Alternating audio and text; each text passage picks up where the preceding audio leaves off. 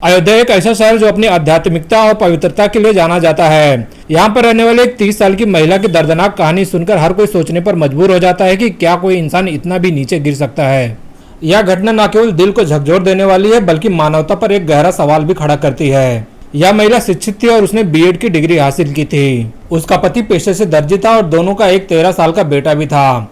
यह परिवार साधारण जीवन जी रहा था, लेकिन महिला के मन में कुछ बड़ा करने की चाह थी। एक दिन उसने अपने पति से बात की कि अगर वह भी मेहनत करे, नौकरी करे और पैसे कमाए तो उनका घर और बेहतर तरीके से चल सकता है। साथ ही वे अपने छोटे बेटे को अच्छी शिक्षा दे पाएंगे। पति ने उसके इस विचार का स्वागत किया और कहा कि चूंकि वह पढ़ी लिखी है और अगर उसे कहीं नौकरी मिले तो उसे कोई आपत्ति नहीं है। इसके बाद महिला ने नौकरी ढूंढनी शुरू कर दी। उसने कई जगह पर आवेदन किया और एक दिन 16 मार्च 2025 को उसे उत्तर प्रदेश के बनारस से फोन आया। फोन पर उसे बताया गया कि उसे इंटरव्यू और परीक्षा के लिए बनारस बुलाया जा रहा है। अगर वह परीक्षा पास कर लेती तो उसका चयन हो जाएगा। महिला ने मौके को हाथ से नहीं जाने दिया और उसी दिन बनारस पहुंच गई। उसने इंटरव्यू दिया, परीक्षा दी और फिर अपने पति को फोन करके बताया कि वह परीक्षा दे चुकी है। लेकिन उसने यह भी कहा कि उसे एक रात अपने दोस्त के घर रुकना है। पति ने सहमति दे दी और कहा कि उसे कोई परेशानी नहीं है, वह आराम से रुक सकती है। 17 मार्च को वह महिला अपने घर से निकली और अयोध्या लौटने की तैयारी करने लगी। बनारस के बस स्टैंड पर पहुंचने पर उसे पता चला कि अयोध्या के लिए बस अभी उपलब्ध नहीं है और इसमें काफ़ी समय लगेगा। वहीं एक बस लखनऊ की ओर जा रही थी। उसने अपने पति को फ़ोन किया और बताया कि अयोध्या की बस नहीं मिल रही है, इसलिए वह लखनऊ में रहने वाले अपने बड़े भाई के पास चली जाएगी। पति ने फिर से सहमति दी और कहा कि वह लखनऊ जाकर 1-2 रात रुक सकती है, कोई जल्दबाजी नहीं है। 18 मार्च को तकरीबन 1:30 बजे वह महिला लखनऊ के आलमबाग बस स्टैंड पर चली गई। वहाँ से उसे अपने भाई के घर जो चिन्हट इलाके में कमता के पास था वहाँ पर जाना था। जैसे वह बस स्टैंड से बाहर निकले, एक ऑटो चालक उसके पास आया और पूछा कि बहन जी आपको कहाँ जाना है।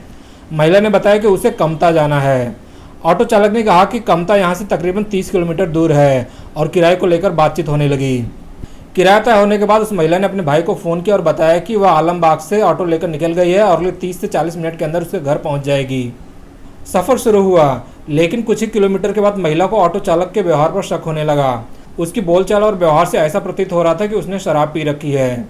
घबराई हुई महिला ने अपनी भाभी को फ़ोन किया और अपनी चिंता जाहिर की। उसने कहा कि उसे लग रहा है कि ऑटो चालक ने रास्ता बदल दिया है। भाभी ने उसे शांत किया और तुरंत भाई से बात कराई। भाई ने महिला से कहा कि वह परेशान ना हो और ऑटो चालक से बात करने को कहा। जब भाई ने ऑटो चालक से बात की तो उसने बताया कि मेट्रो के निर्माण कार्य की वजह से मूल रास्ता खराब है, इसलिए उसने दूसरा रास्ता लिया है। भाई को यह तर्क ठीक लगा और उसने अपनी बहन से कहा कि वह अपनी लाइव लोकेशन भेज दे ताकि वह उसकी स्थिति पर नज़र रख सके। रात करीब 2:35 पर सब ठीक लग रहा था, लेकिन इसके बाद महिला का फ़ोन अचानक बंद हो गया। भाई ने बार बार फ़ोन करने की कोशिश की, लेकिन कोई भी जवाब नहीं मिला। इससे उसकी चिंता बढ़ गई। 10 से 15 मिनट तक लगातार कोशिश करने के बाद उसने पुलिस को मदद के लिए 112 नंबर पर कॉल किया। तब तक रात के तकरीबन 3 बज चुके थे। उसने पुलिस को बताया कि उसकी बहन खतरे में हो सकती है। हालांकि पुलिस ने शुरुआत में इस मामले को गंभीरता से नहीं लिया और थोड़ी बहुत ही कोशिश की।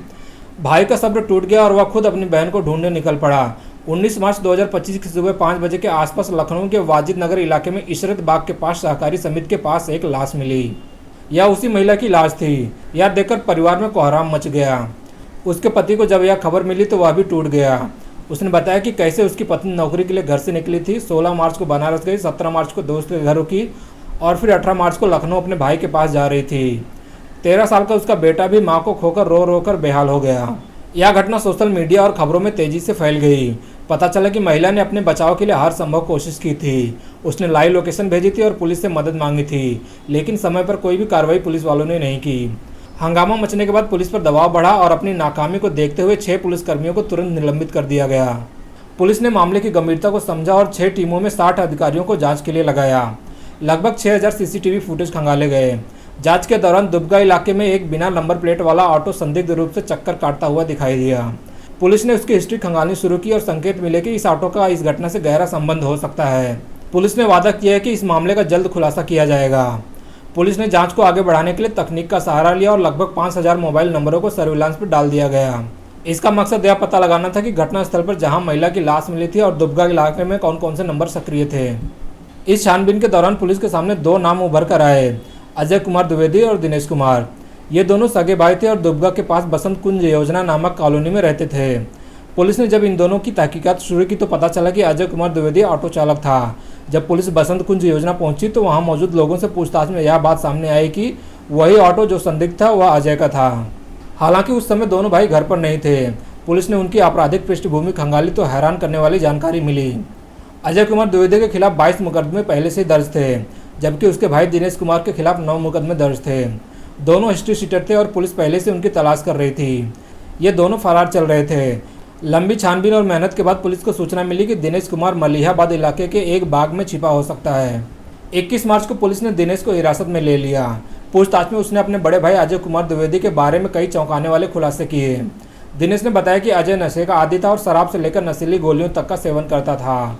उसने यह भी कबूला कि 18 मार्च 2025 की रात करीब 1:30 बजे जब अजय आलमबाग बस स्टैंड पर था तो उसे वहां एक महिला दिखी थी। महिला को देखते अजय की नीयत खराब हो गई। उसने तुरंत अपने भाई दिनेश को फ़ोन किया और कहा कि वह आलमबाग से निकलेगा, नहरिया कानपुर हरदोई हाईवे और बुद्धेश्वर होते हुए दुबगा चौराहे पर पहुंचेगा। उसने दिनेश को अंधे की चौकी के पास मिलने को कहा। दिनेश पहले से अंधे की चौकी के पास उसका इंतजार कर रहा था। कुछ देर में अजय का ऑटो वहां पर पहुंच गया। महिला को अभी तक यह समझ नहीं आया कि उसका अपहरण हो चुका है। अजय ऑटो से उतरा और पीछे बैठ गया और दिनेश को ऑटो चलाने के लिए कहा। पास में ही पुलिस चौकी देखकर महिला को शक हुआ और उसने जोर जोर से चीखना शुरू कर दिया। अंधेरा होने के बावजूद उसने मदद मांगने की कोशिश की थी। इससे घबराकर अजय ने उसे पीटना शुरू कर दिया और धमकी दी कि अगर वह चीखेगी तो वह उसे वहीं पर मार देगा। उसने महिला का मुंह कपड़े से बांध दिया ताकि उसकी आवाज़ दब जाए। महिला ने हार नहीं मानी और लगातार विरोध करती रही। ऑटो कसमंडी से मलिहाबाद की ओर बढ़ा और वाजिद नगर के पास इशरत बाग नामक आम के बाग में पहुंचा। रास्ते भर महिला ने बचने की कोशिश की, लेकिन दोनों भाई उसे खींचते हुए बाग में ले गए। वहां उन्होंने उसके साथ जबरदस्ती करने की कोशिश की और उसके कपड़े फाड़ने लगे। महिला ने अपनी आखिरी सांस तक हिम्मत नहीं हारी और विरोध किया।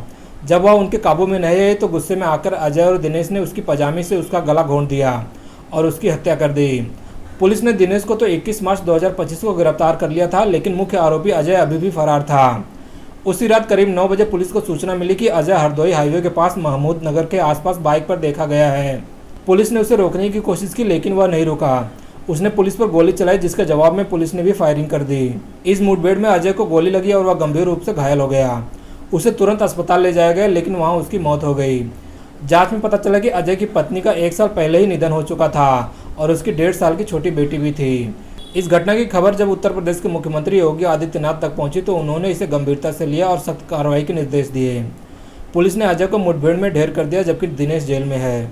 दोस्तों, इस पूरी घटना पर आपकी क्या राय हमें कमेंट में ज़रूर बताना और इस वीडियो को लाइक करके अपने दोस्तों को भी शेयर कर देना और चैनल को भी सब्सक्राइब कर लेना।